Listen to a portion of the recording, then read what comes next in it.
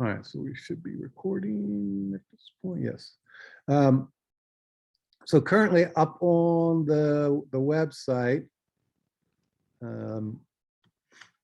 I have put up some images. Let me just get our chatting up in here.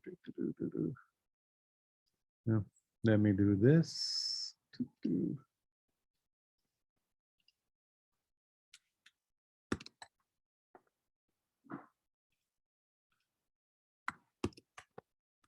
I'll just kind of show you what they are. So on the website now, I put up a series of images. They're down here at the bottom at this point. They're called compositing. And you don't need to download these all, but they're there. I'm going to start using some of these in class. So they're there if you want to use them. And also as a way to start practicing with composites. So there's, different kind of images that I've kind of grabbed and I thought might be kind of nice to bring together into some kind of really cool thing. So we're want to put that in there twice, did I? Yeah, I messed that up, but same picture twice. So ignore that one. It's kind of hard when you're posting and tagging all these things to keep it completely accurate. So they're there to use. And it's kind of based on the idea of this compositing that we talked about with this video. So we're going to go through many of the ideas here, not all of them, but a lot. And these are going to be here for you to work with as an assignment, kind of a practice kind of thing. So in addition to getting the record album assignment posted today or tonight, we're going to, I want you to have these to practice with. Because again, these are kind of some of the things we really start to do with Photoshop.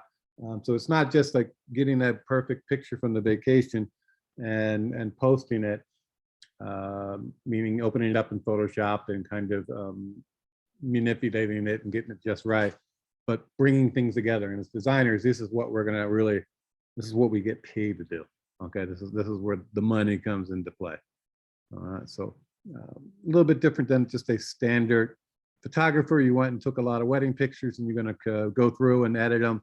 And that, again, that's perfectly fine. But here we're gonna bring in other elements and kind of pull things together to work up things. So let me get a picture going. I'm gonna open up, let me just start from scratch. That way we're all on the same page and such.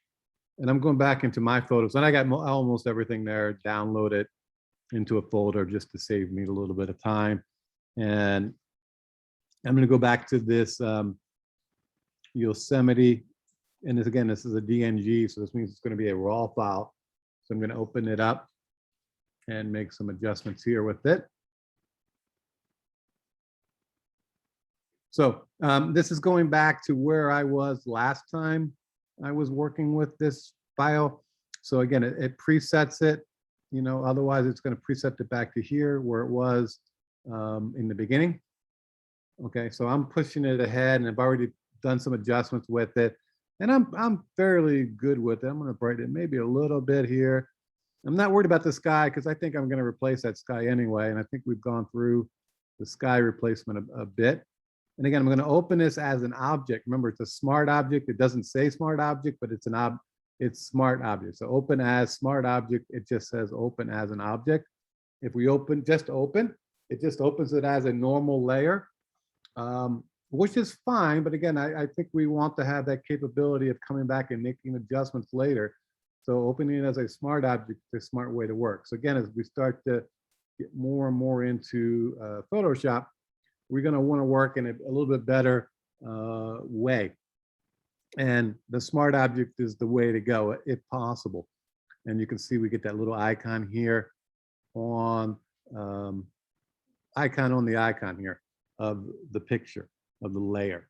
Okay, now again, there are some limitations to the smart object, and when you get to those, typically they end up becoming like kind of grayed out items.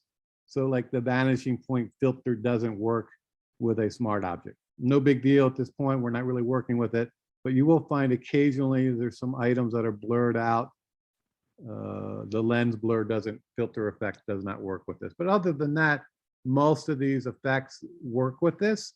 And again, it's a nice way to be able to work and change and modify as you go. So you're playing, working, and if you decide, you know, down the line you don't want this, then you can simply come back and turn it off because it's a smart object.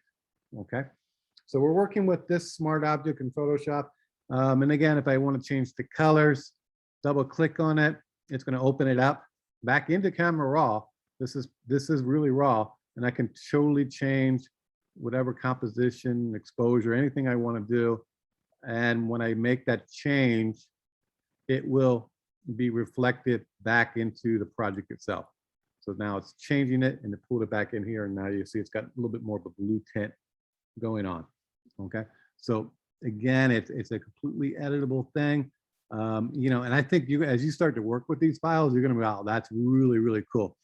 Because it's like really helps you out.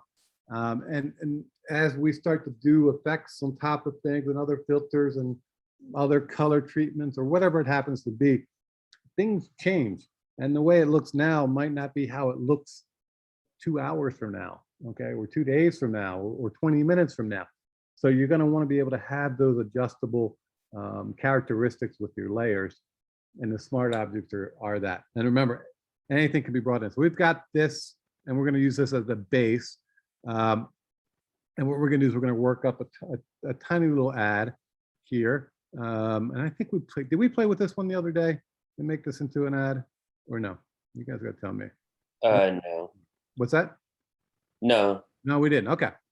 So we're going to work this up into an ad. We're going to go through a composite, and we're actually going to even introduce the idea of type today, which we haven't done at all with Photoshop yet. So I'm pretty happy with this. And again, like me, I always do, I just make a copy of my master file, and this is the base. Now remember, if we make a copy here, any change I make to this layer will also affect the layer below, because it's the same smart object. Okay, so it's not gonna modify or change it. It will modify and change whatever we have going on. All right, so I'm here, and the first thing I want to do is I'm going to replace the sky.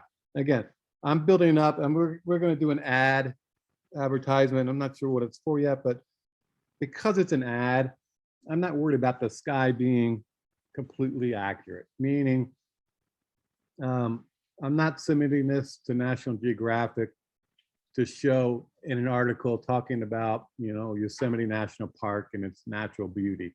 In this particular case, I am going to be working this image into an ad, and I've got this photo that I like, but I'm just not happy with the sky at the time, so I want to replace the sky. So simple, right? Edit, sky replacement, and again, you can bring in any sky you like.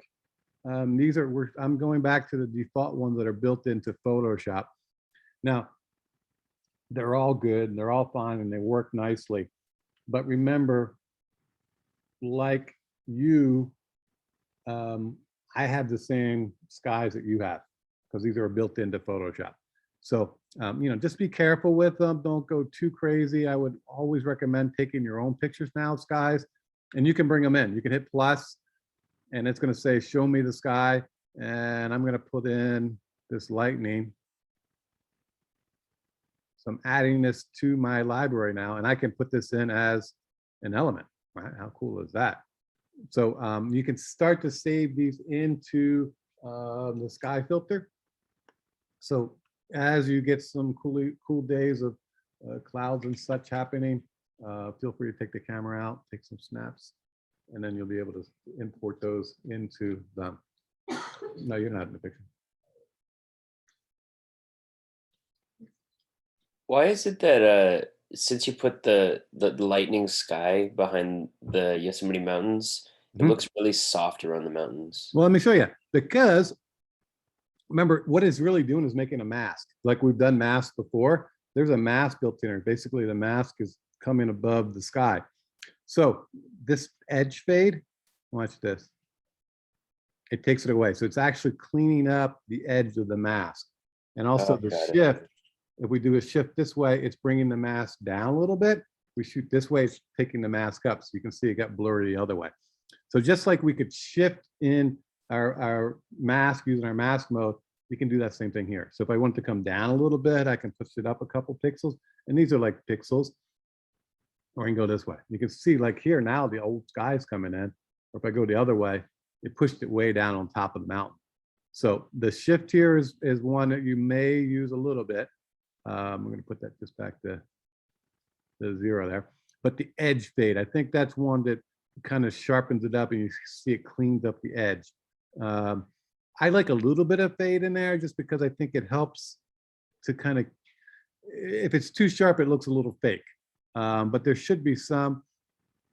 And again, we can play with the brightness a little bit. We can remember we can color tint. So don't be afraid to tint your images, because again, what we're trying to do is kind of make them a little bit different than what they would be. Now this is a stock photo also, but if I had the same, you know, sunset here, next thing you know, everybody's got the same sunset in their pictures, and you're gonna go, well, that's Photoshop. So start to play with, you know, brightening them up a little bit or darkening them, maybe the color temperature, so you're changing the tint of them. Again, just kind of making it a little bit more unique to you. And then also don't be afraid to play with the scale a little bit, where you're just kind of blow it up potentially. And also know you can move these around. So it doesn't have to be, I can put it there here where I've just got the sunset coming above. Now I know from a, having been to Yosemite, I know the sun doesn't set here. So in this case, anybody who's been there who kind of knows the pattern of the sun, it'll be go, oh, that's faked out. So, you know, if I put the clouds down, there's a light source, but you really can't tell truly where that light's coming from. And then down here at the bottom, we've got these, it says foreground adjustments, and we can play with those. You'll see, I'm going to change that. You see going to screen mode, puts it here. And again, these are just like the light levels on the file, the layer. A multiply brings me out a little bit more depth up there. And then you can play with these ideas here. The color adjustment, what it's doing is, Photoshop is so damn smart. It's just freaking, it just amazes me. It knows that you use this picture, which has a lot of reds and oranges in it. And in order to make this work, it's trying to adjust the foreground to reflect some of this particular image. So in this case, I pushed it all the way up, and you can see that orange really come into play. Okay, and this is back to color adjustment 0. This is kind of where the picture really was before I put this sky in there. Okay, so I can come back through and it does these automatically. And likewise, if I change to a blue sky, okay, it changes the foreground. Okay, so you can see the color adjustment's not too much there. It gives it a little bit more blue tint, but it's not a whole lot because it's kind of this bright, crisp blue sky. So Photoshop is damn smart. Okay, not only is it able to find my sky and take it out, which is amazing. And we zoom in. Let me zoom in a little bit here. You can see. Oops, we're going to go the other way. You can see it got all up into those trees. There's like tiny little trees on top of the mountain there, and it did a pretty darn fine job of finding the trees. And you know, is it 100% perfect? Probably not. But from the sake of what we're doing, it's going to be probably good. And again, if I need to come back through and clean it up, I can come back and adjust the mask later. But this is where that edge really comes into play. Okay, so if you play with the edge fade, it's going to give you that nice little shift into it and pull it out. So don't be afraid to play around with these settings that are in here. And remember, nothing here is permanent. It's going to make its own layers here. And you see it built up the sky and the foreground. It brought all of these in as different layers, and it put it in a group. It's just one thing there, and I can turn it off if I don't want. Okay, so I can just come back and forth with that. And these items in here are adjustable. Okay, so if I want to do that, or I may go, you know what, I don't want the sunset. Let me just do another sky, right? So I can just do edit, sky replace. And at this point, I'm going to put in the lightning bolts. Let me get the lightning. There's my lightning.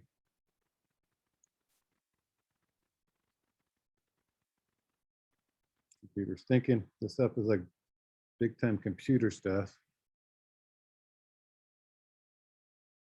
Okay.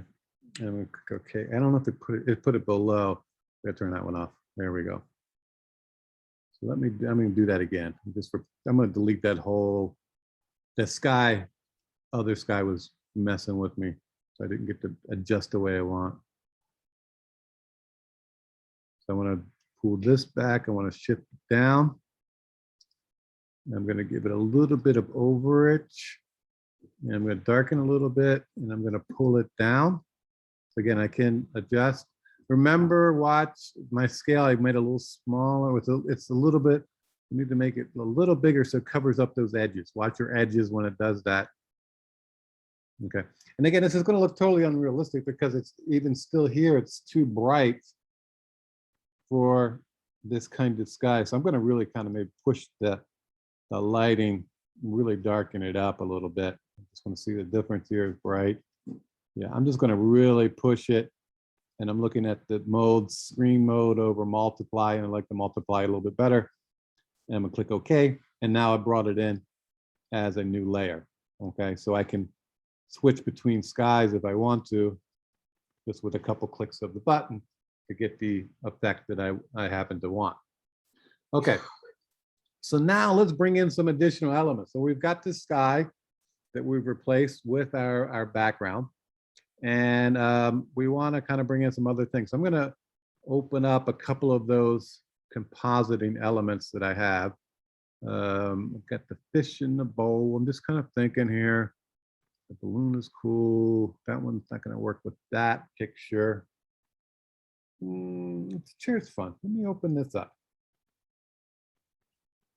So I've got this cool picture. I downloaded, and I went to, let me just kind of show you,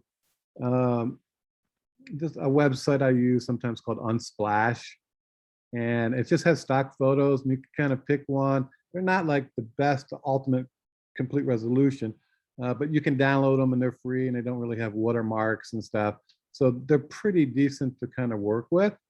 So, you know, and especially what we're doing is kind of compositing and playing and working things. It's pretty nice as a website. And you can just type in what you want, and it tells you who the photographer was, you know, and ideally you're going to give them credit if this was something commercially done. But we're just playing. So it's just free stock photos. Also with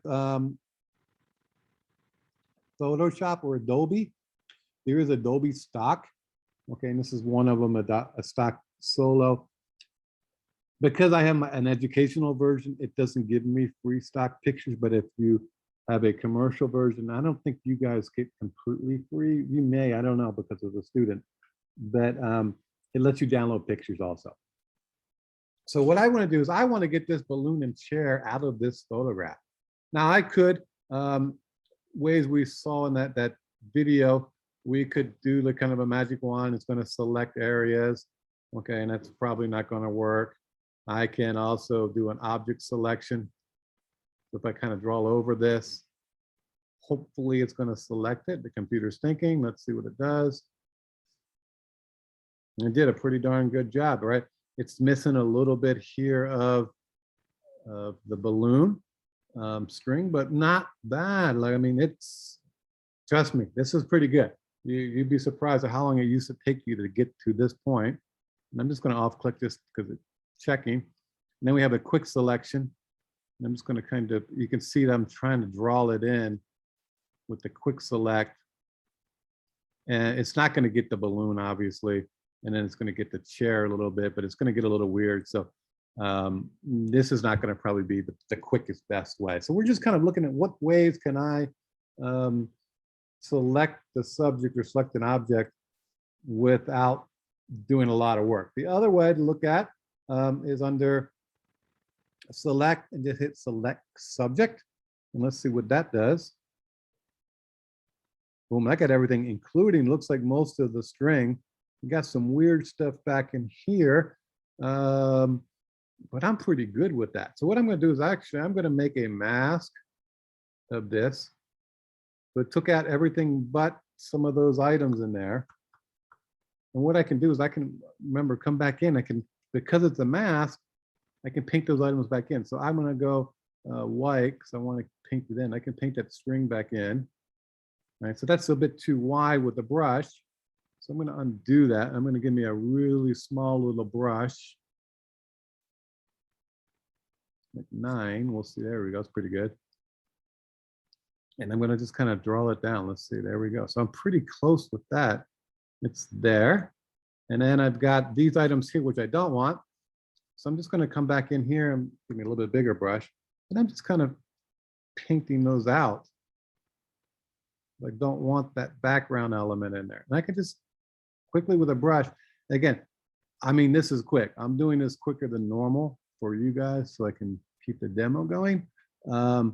But even if I'm taking my time and really kind of getting in there and drawing, this is fast. This would have taken me, I don't know, an hour, literally, to kind of gotten rid of all the background.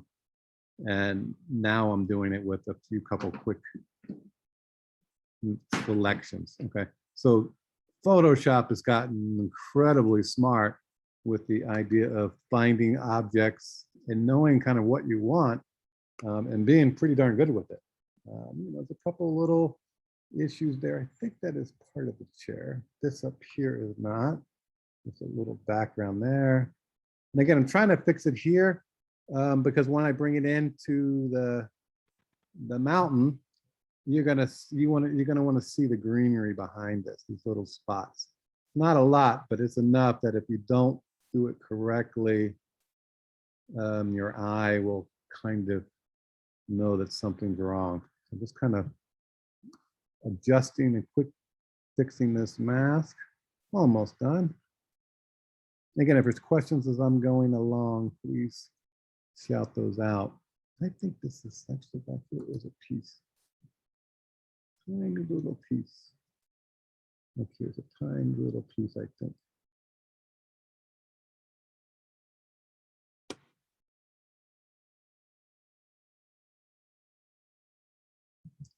And I'm just drawing these out. And this is kind of the idea, like if you have a tablet, a Wacom tablet or something like that, that really helps. I'm drawing this with a mouse, so it gets a little wobbly and it might be off a little bit. Of course, it's a mask, so I can come back and fix it. But,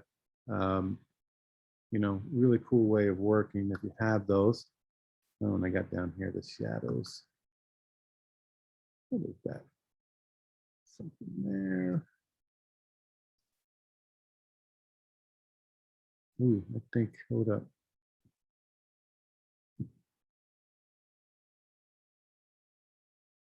Part of the chair? It is, it took it off by accident.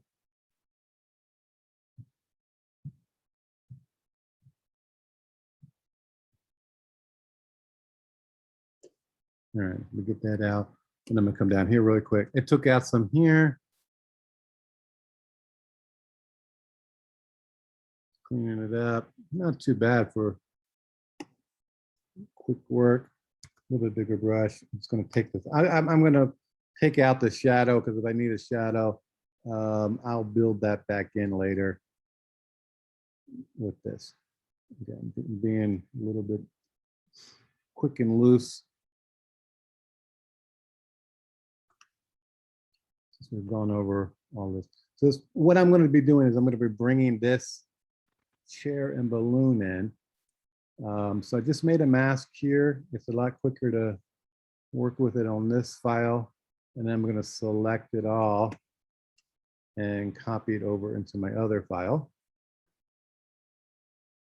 And it should come with everything, including the mask.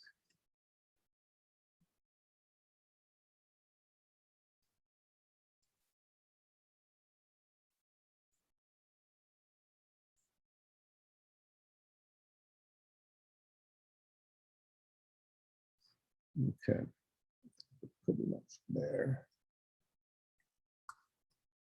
Good enough for now. I'm going to select all. I'm going to copy. I'm going to paste. And it brought it in. Zoom out. Pretty big file.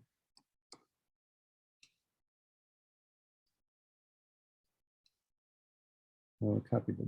Oops.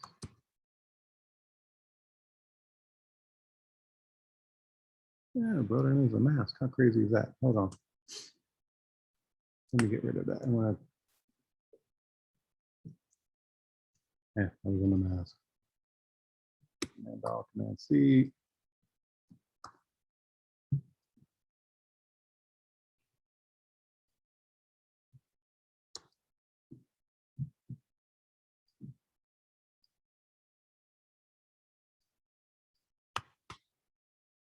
Okay. Just give me a second. I'm trying to get the file to come over with the mask, which is not doing. They're linked. They should come. So let me.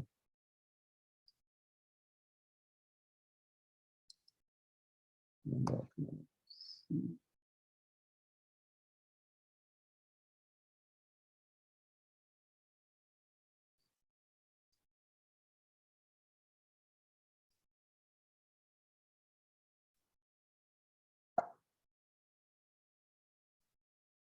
Sometimes half the problem is just trying to figure out how to get things to come the way you want them to come. So I'm going to place a link, and I'm just trying to get it to be the best. There we go. Okay, so it came in here, and I'm going to push this on top. You can see it's not perfect. Whoops, I didn't want to put it into there. Okay, so here is the balloon, and I'm just going to scale it down.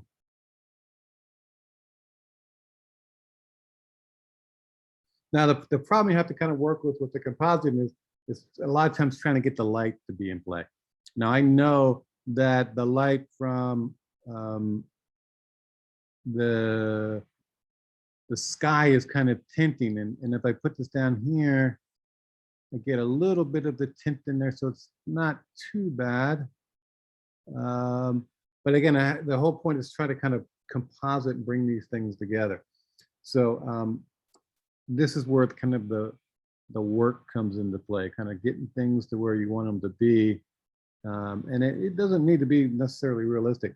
And because there's a mask in the sky, you see it's cutting off the balloon. So in this case, if I want this to be here with the balloon, I got to push this on top to get that above the mask. Okay, so it's about adjusting your layers and so forth. And I'm going to actually flip this because I want the chair to be facing in instead of kind of facing out, just to kind of do that. So I can just go to Edit, Transform, and I can just flip it, in this case, horizontal. So now it's kind of coming inward. It's kind of like this large chair, maybe a little smaller. That's a Command T just to shift it in. I know it's a little abstract here. But again, we're just kind of bringing elements together. And then there was a water bottle that I think I said. So let me place, I'm just going to embed it.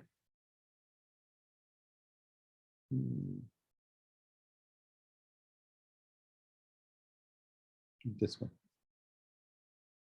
Okay, so we brought this in. And again, we want to get rid of that background, obviously.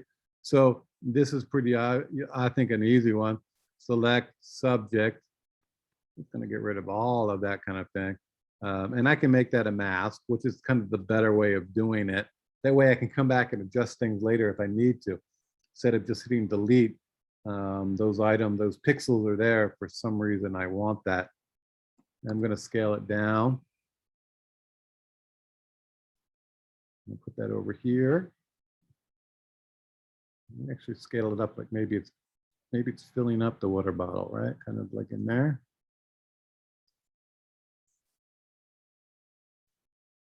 Kind of the water is flowing into the bottle. Now, I want to go through and just kind of show you things that we're going to do. So we've got this bottle, but we've got this 705 logo on there, and I don't want that logo. I want us to build up our own kind of logo. So this comes back to where we've got, our tools. We got a healing brush we could use. We've got a clone. So I think the clone will work the best here. I'm just going to go big and bold. Oops. I'm on the mask. Get on the object. Clone. Right. It's a smart object, so it says I can't raster. I have to rasterize it before I can do the clone tool. And let me check with the healing brush. Same thing. See, it won't let me change those because it's a smart object. So it knows I can't. So this is one of those circumstances where I don't want it to be a smart object anymore, at least not for right now. Okay, I can convert it back to that later. So I am going to select that layer and then come up here to this pop out, and I'm going to convert rasterize. It's not showing up here. Let me go up here, layer, rasterize smart objects. What this is going to do is take it back to a complete raster normal picture. You see the icon changed a little bit. We're back to here. And now I can come back to my clone tool and I can clone it out. I'm too big with my brush, but okay, we'll work it here quickly. So what I'm trying to do is I'm going to paint out this little logo. And I want to get in some of that shadow there. And what I'm going to do is end up bringing in a new logo.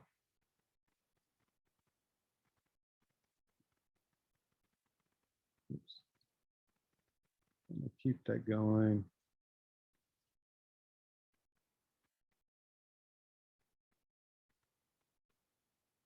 We're almost there.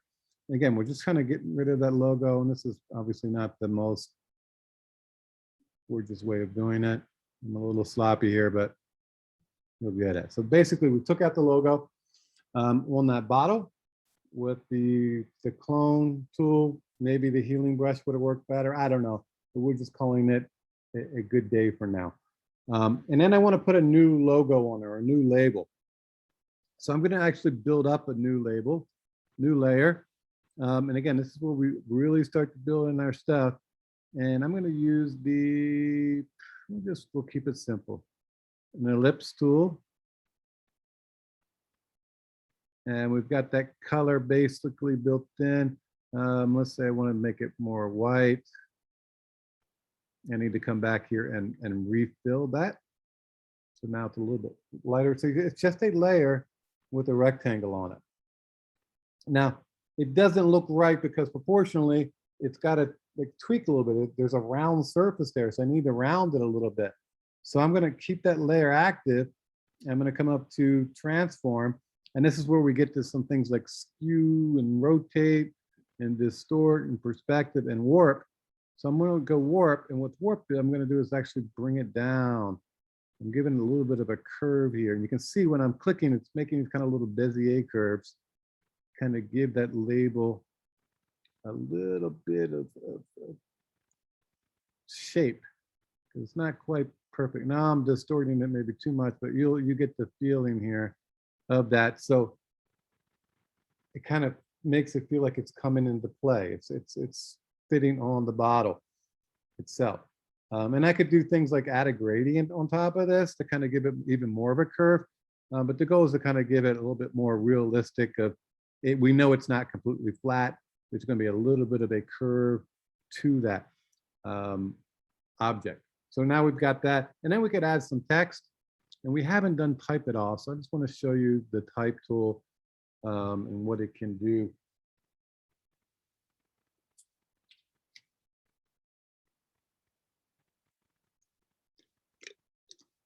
All right.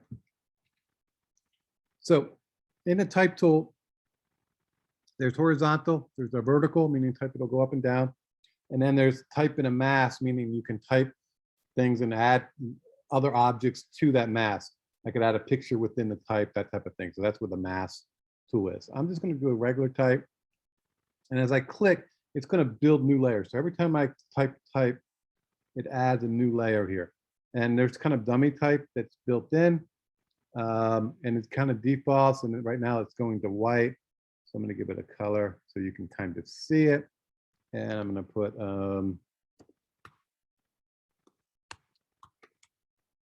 Yosemite water.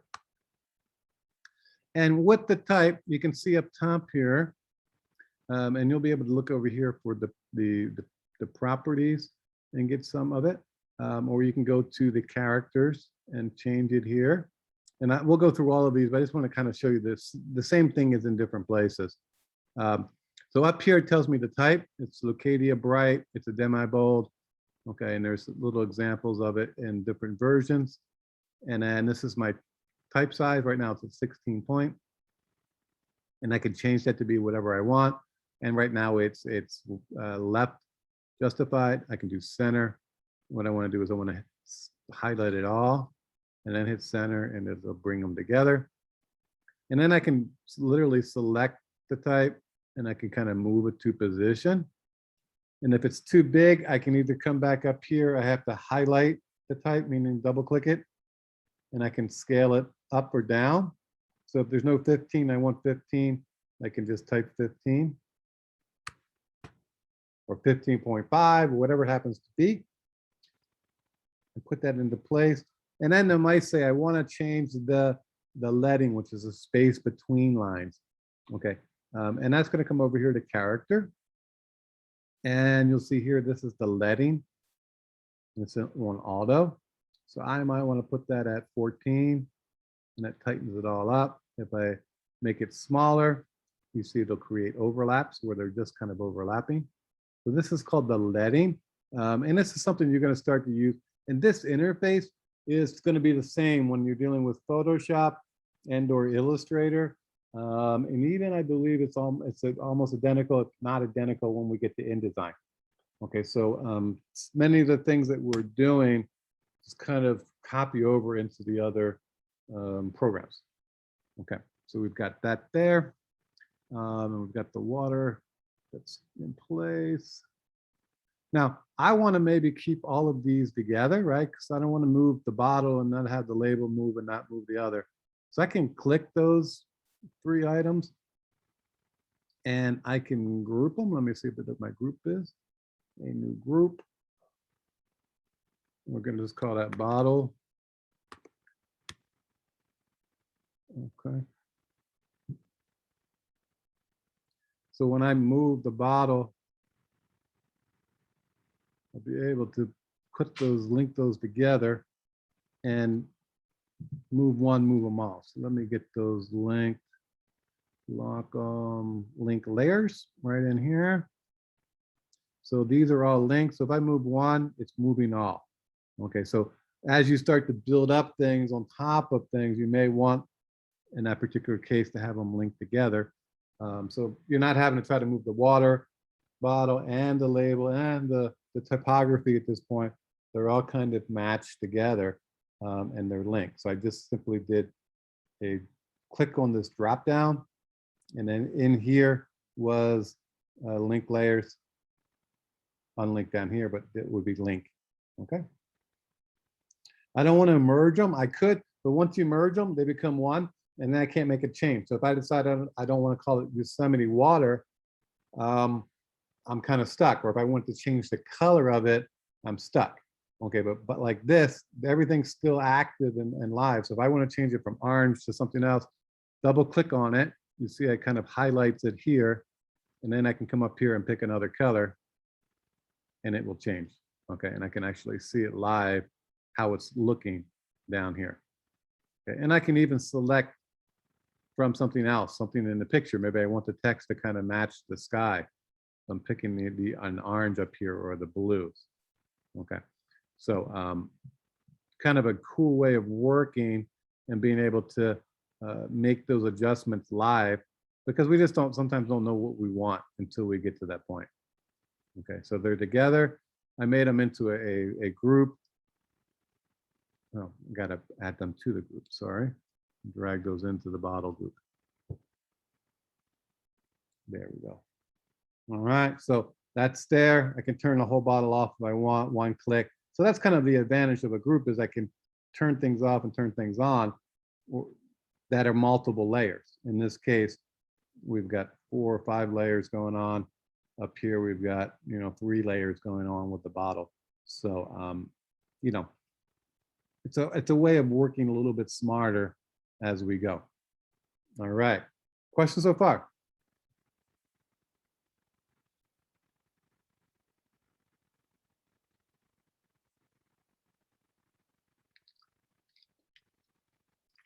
Oh, no, you guys are so quiet. Quiet like a mouse. Can you bring an outside image instead of doing that little Yosemite water thing that you did?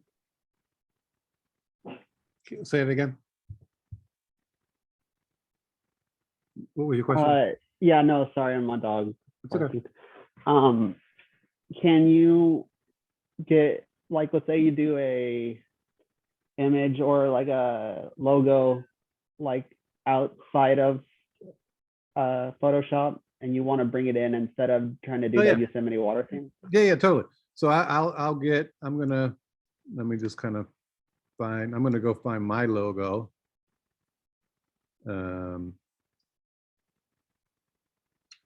Illustrator. So these are even different. This is going to be Illustrator. We haven't even got the Illustrator yet. So I'm going to open up. Here they are, kind of PNG or JPEG. But I'm going to pull up open the black Illustrator version. It's going to say, what do you want to do? And I say, I'm going to bring it in like this. I'm going to say, okay.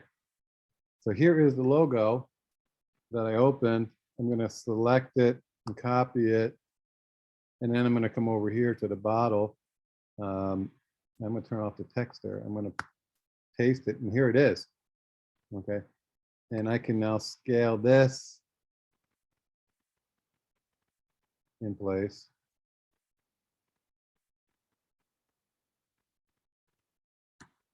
So is that what you were talking about? Pulling or something like that? Yeah. Does the white box have to be around it, or is that just like prove that it's there? I just did it to show up. Oh, okay. But let me show you how to. So I brought this in and it's black, right? And you're going to go, oh God, it's black. How do I fix that? Well, I can simply come up to image here, or I think I can do it down here as a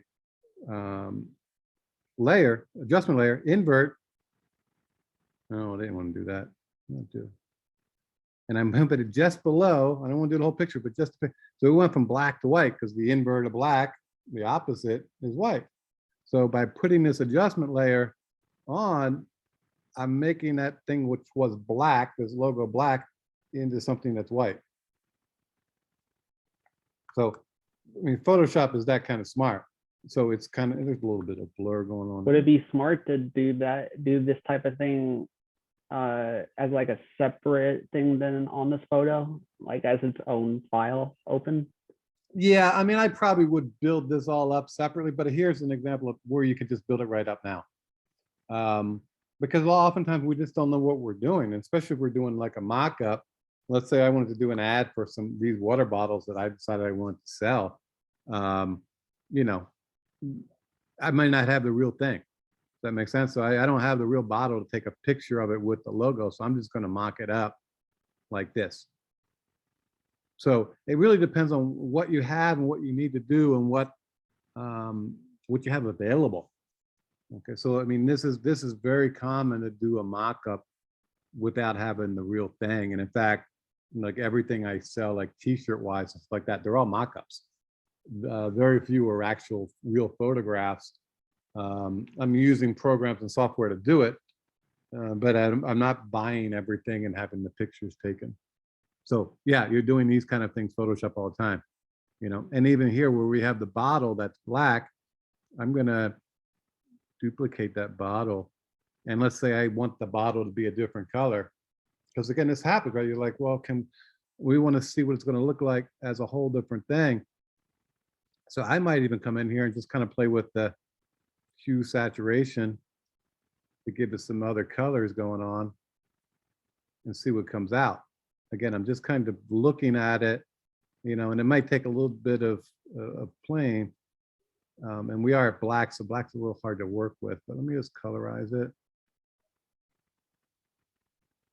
It's going to look weird, but you can kind of get a feel for it as to what it's going to be. And I could come back through and make a duplicate copy of the band to keep the silver and those kind of things. So there are ways that I can kind of make it look like it's a different color.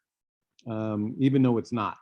Okay, so I'm just kind of working up things in this case, Photoshop, to give that impression. And like I said, I can come back through and rechange things so I have the original color below. So I don't have this kind of the shiny part turning blue where it should be a little bit lighter.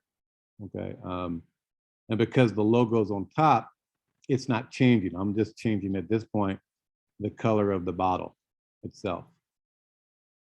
Okay. So again, that's fairly common to do.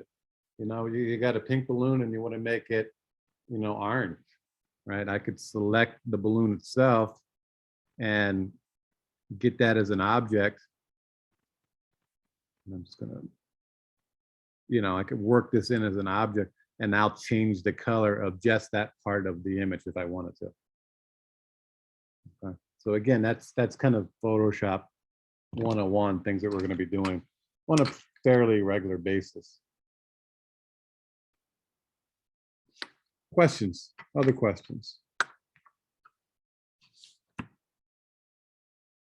My daughter broke my pen. I had a little clip there. I realized she was sitting here doing her homework last night. She broke it and didn't tell me. She's in trouble. She's gonna be in trouble.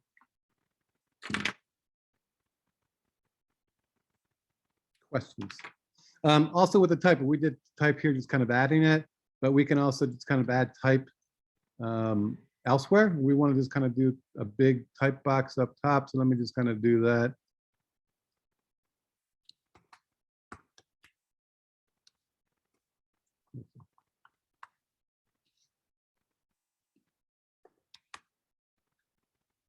So oftentimes in design, you want to kind of, let's say I want to say water, water everywhere.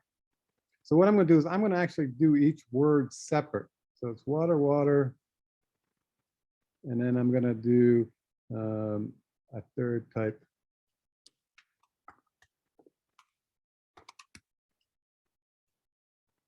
This way I've got complete control. They're not tied to each other. I'm not worried about the leading. I can manually adjust things. I can also scale things like Command T.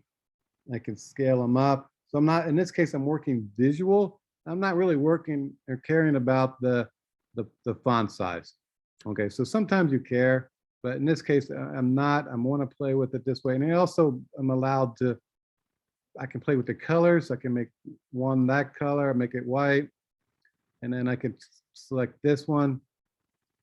And I'm going to make that maybe a little bit, make that like a yellow.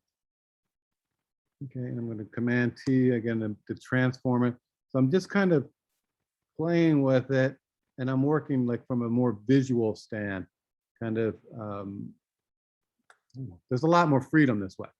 If I put them in, I did water, water everywhere, they're kind of tied together, and it'd be really hard to adjust one bigger than the other. It can be done, but it's like, trust me, it's a lot of tedious work. So in this case, I'm doing a headline. It's only a few letters long. It won't be a problem to work with them. Okay, and I can kind of do anything I want here. I'm just kind of looking maybe how the letters go together. And I'm going to change that color up. So I'm just selecting it and go a little bit. I'm going to go a little blue in here. Lighter blue.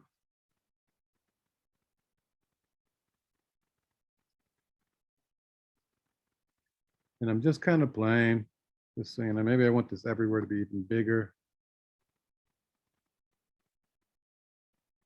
Again, when you do the Command T and drag a corner, just drag. You don't have to hold the shift. If you hold the shift, it will distort. Okay, so we try not to distort the type too much. We want to kind of keep its proportions together. There are times we want to distort a little bit, but in this case, I want the thing. And it also allows me to change. So if I'm here, I'm like, okay, well, I like this, but I want this to maybe be a different typeface. I can come back over here to my characters, and we can see it's Leucadia Bright. And then I can come back through and pick out some of the other types that I might have going on. And you can see it does little previews. Let me just pick one quickly. We're just going to pick it. And again, I can come back and adjust scale, positioning.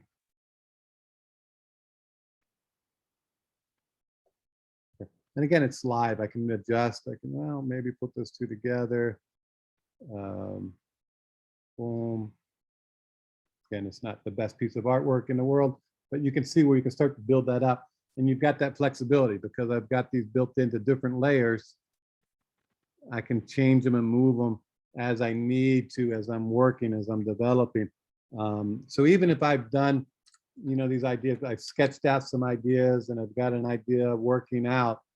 As I get into the computer, things will change. Things will become, different things will come up, different issues. So having the adjustments, the idea of having this flexibility is huge, huge.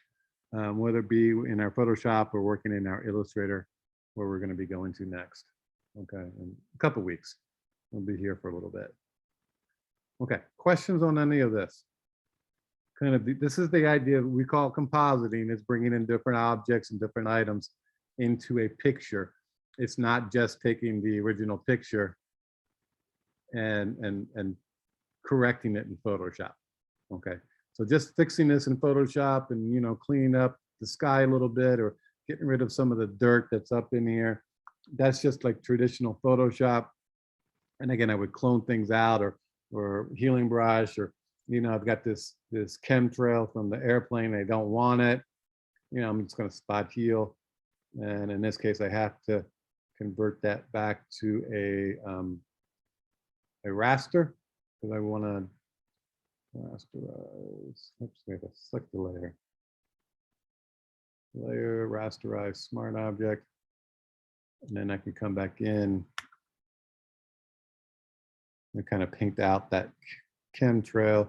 And I can, once I'm done, I can go back and make it a smart object again.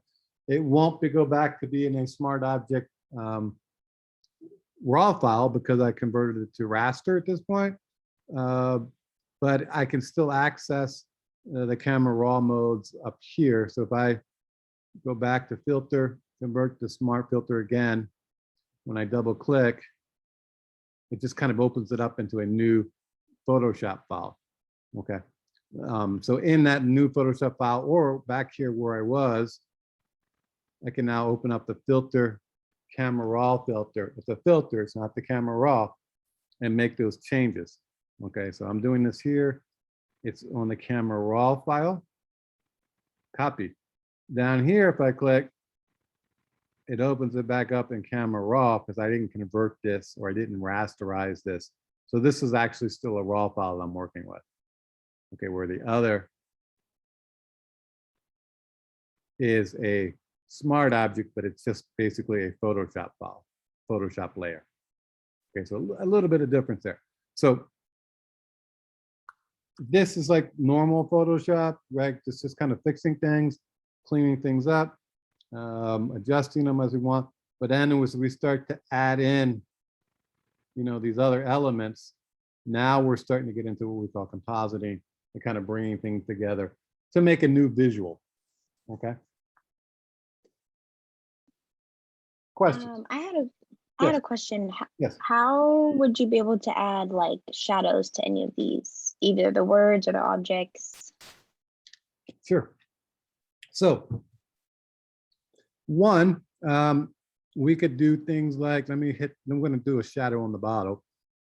I'm going to select that and I'm going to convert that to a smart filter. And it should work here. And we're going to go layer style. And then we can do a drop shadow. So we can add a shadow here. And obviously that's not the color you would want, but we'll just do kind of a dark color here. And I can adjust the angle. You can see it's coming out there. And I'm pushing it so you can physically see it. And you can play with the blend mode to make it come out lighter or darker. Okay, here it's just kind of just barely here, and I can kind of adjust here, and I can adjust the distance or how far away that shadow is from the object, and how wide it is with the spread. You can see that there, it's getting really big or not, and also the size of it. So it's kind of making very subtle adjustments. It's kind of a mini preview here, but it's kind of best to kind of look at the object. And again, as we do this, let me get this here. It's not a permanent effect. If I want to come back, I can turn it off. If I want to go back and make adjustments, I can double click on it and, you know, change the color. I want something brighter, okay, or something more yellow or black or whatever. So nothing's kind of permanent. We're working in a non-destructive way, okay, with that. So that's one way to do it. Another way could be to simply make a new file, make a new layer, and paint it in. Okay, so I'm going to just turn that off, and let's say I want to put a shadow there. I could just do a blank layer, put that below where that would be, and I can come back here with a paintbrush, and I can pick my color. I'm going to flip-flop this color here. I'm going to give myself kind of a softy brush. I want a soft brush, and we'll see how big that is. Make it a little bigger, just left, right bracketing. And I'm just painting, where are we at here? Oh. So I'm just kind of paint this in. And this is really rough and scratchy, but it's going to be here. And then I can play with the opacity. Zoom into a little bit. So I can drop the opacity down, which you're going to want, because the shadow would not be opaque. So I can play with the opacity here with that. Can also play with the blend mode of the layer to go through and see what might work computer-wise. Okay, what's going to give me the effect I want. And I can tell you it's probably like overlay or soft light. Yeah, see, these are going to be working a little bit better. Maybe it's soft light and you're going to still a bit harsh. Well, I could either paint it with a lighter color or come back in here with the opacity and drop that down a little bit. So now I've got a shadow basically making the grass a little bit darker from that bottle. Okay, so that's kind of like the second way. So you've got this way, which is nice, a little soft fuzzy. This way I'm kind of painting one in. Again, it depends on what I want, but I can control that shadow to be in different areas. With this one, I can control it, but it's going to be always there. I can only move so much, but it actually probably looks a little bit more realistic with it. So those are probably the two main ways that I would say, you know, building in a shadow with an object with that. You know, because there might be something like you want a shadow here of the chair, but not the balloon. So if I do shadow on this object, it's going to, okay. It's going to put a shadow over everything. Okay, not just the chair. It's going to give me the balloon, and it's going to give me a shadow out of all of that. And I probably don't want that. Okay, so a lot of it is trying things out and experimenting a little bit. Would that make sense? Yeah, that makes Okay. sense. Thank you. Other questions?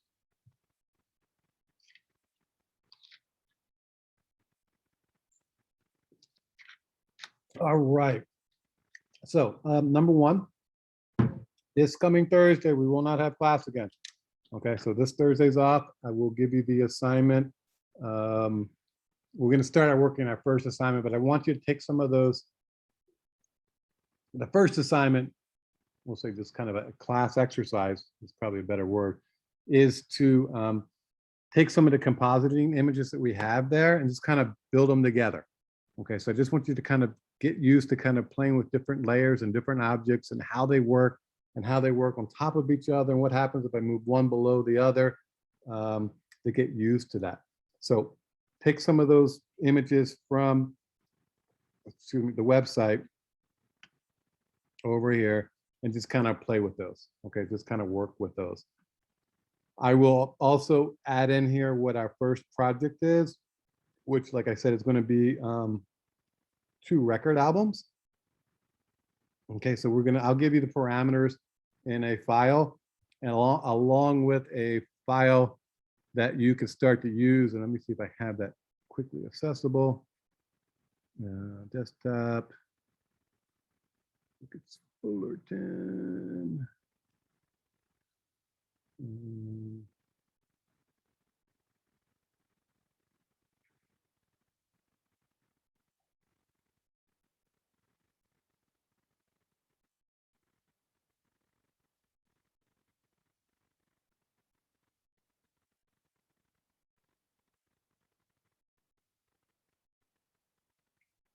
We're going to be making record albums. So let me just see here. Yeah. So I'm going to give you this file, which lets you open up things. So this is the file, and there's different layers. I'm going to go through this as to what this means and how it works. You don't need to know this right now, but trust me, it'll be easy as we start to work this up. But I'll give you this file. But record albums are basically 12 by 12. So we're looking at vinyls. And even if it was a CD, they're now in that same format of square. And if it was on the iTunes store, it's still going to be that same square. So we're doing 2 record albums. And we're going to composite these images together. So this is kind of your thing with images that you find or photograph yourself. And then we're going to be 2 records. One is going to be your favorite artist, and it's a made up new record. So if your favorite artist is, we're just going to say the Beatles. Obviously, the Beatles are not together anymore.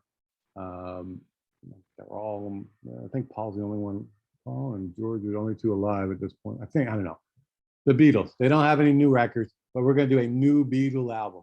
Let's say they found all these kind of tracks and they want to make a new album. So you're going to make up your own record. Okay. So you're going to pick your favorite artist and you're going to make them a new album. Likewise, you're going to talk to your mom, your dad, your aunt, your uncle, somebody like that, and you're going to find out what their favorite record is and artist, and you're going to recreate that one. Okay, so but for today's world, so if let's say your mom's favorite artist is Elvis Presley and it's Blue Hawaii is the album. Well, I don't want it to look like the Blue Hawaii that was. I want to make it look like a Blue Hawaii for today. So how would you make it look like Elvis Presley today for today's audience? Okay, so there's 2 records. One is based upon whoever you like and imagery, and it's a kind of a made up fantasy album. And the second one is the artist or musician that your mom, dad, or someone along those lines likes, and then you're going to recreate that album. And the reason we're doing that is because I want you to start to be able to talk to people about design and ideas and find out what they like and like why do they like that album, so you can start to bring those kind of ideas into your design. Because a lot of what we do as creatives is not what we personally want. That's kind of, I call that art. But when we get into start dealing with clients, dealing with others, we got to create what their kind of vision is, okay, and make something that pleases them. So that's kind of really the design side of things. All right, so that's the second album, okay, and I'll give you the full parameters. Don't sweat that, but you can start to work on those over between now and next Tuesday when we meet. It will not be due for 2-3 weeks. It's going to be some time. I'm going to give you some time to work on these to get those worked out right. And we're going to keep going on with other things, but in the meantime, you'll in the background be able to work these kind of projects up. So play with the compositing, and then start to think about the albums, the record albums that you would like to do. Look for the sheet that I'll make a PDF that has the specs on it. And I also will give you a file that has some that we're going to base our work upon. Okay, and I'll go over that in class, and we'll do a demo. I'll show you a full demo in class using that file, and it's basically a template file, which I think you'll find is a cool way to work, and it's one way that we work oftentimes. Okay, it's just they're quick, they're easy, and it makes things look realistic. for a client. You know, clients like to see how things are going to look. Okay, so we can show them in real life what they're going to look. And in these cases, things are adjustable. There's the background is out there, the record itself, the cover itself, and then there's some type here, overall color shift going on. All right, so I'll give you these files. Questions? So no class Thursday. All right, I'll try to put a note up in there too, but no class this Thursday. It's the Yom Kippur Jewish holiday, so I will not be available this week. All right, and we're gonna have one more class off day, and that's gonna be end of the month. I'll get that to you. It'll be a couple weeks from now. I have to go out of town for a short business trip. All right, questions? Yeah, I think I kind of have one actually. Yes. Well, actually two, if you will. Okay. So the first question will be like for today's homework, or whatever you want to call it. Are we doing like exercises, or are we doing the album one? Like, No, it's just the exercise. So I will give you the album and the information. I just want your heads to start thinking about it. Who's my favorite artist, all that kind of stuff. The exercise is really just kind of working with those compositing elements that I have up on the website and just kind of bringing things together. I just want you to kind of figure that out. Does that make sense? yeah, okay. And when do we start this album project? Like, You can start now, meaning like, hey, my favorite artist is this, and I'm like kind of dreaming about what that record album be. It's not going to be due for several weeks. I will give you the parameters. We'll be checking it as we go. But and you're still gonna do the album demo, correct? yes, For the album, okay. yeah. I'll give you a spec sheet. I'll put that up on the website. I hope today to get to it, this evening, and then we'll take it from there. But it's just the specs to get you going. It's not due for some time, and I'll put the due date on there too. And where's the spec sheet got to be at exactly? It's going to be on the website, and then I'll try to see if I can add it to our Canvas site. Okay. Okay. Like, it's got to be on the dark website, correct? Yes. All Yeah. right. Okay. Other questions? Everybody good? Did we move too fast? Everybody seems to capture it all. Make sense to you? Yes. Yeah, we're pretty good. Okay. Like I said, you got to tell me, because I'm shooting blind here, because all I have is little icons and little names, as you can see. So I don't know if you got it or you didn't get it. Yeah, sorry, that's got to be tough. Well, I'm just going and hope you get it. So, and if you didn't, just tell me. It's no problem to go back over things.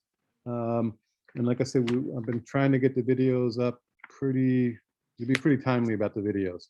So the video from today's class will be up tonight, I hope. Oh, I actually just wanted to ask if you were able to get me down for attendance today. Yes, I did, sir. Awesome. Yes, Thank you I so got much. Anybody else come in late? I think I got everybody here. Looks like it. Just check in my sheet. Yeah, I think I've gotten everybody. And just so you guys know, when I get the attendance put into Canvas, if there's some problem in there, it's like, hey, you marked me absent, I was there. Just tell me, because sometimes I don't get everything. So I try my best, but just let me know. And I know a couple people emailed, hey, I have to be off today. I've got something, whatever. Just tell me. We're totally fine with that, and we'll make things work, of course. So, all right. Anything else? All right, guys. Have a great evening. Remember, no class Thursday. So assignment, class time, work on compositing, those kind of things. I will have the spec sheet up for the project, so you can start to think about that and work in that direction. And then we'll have class again on Tuesday, and keep going. All right. Anything else? All right, guys. Have a great day. Good evening. And don't forget to All right. vote if you haven't voted yet. See you guys next week. Hey, Me too. See you. All right, thank you. thank you. Good luck fasting. Thanks. See you next week then. Bye.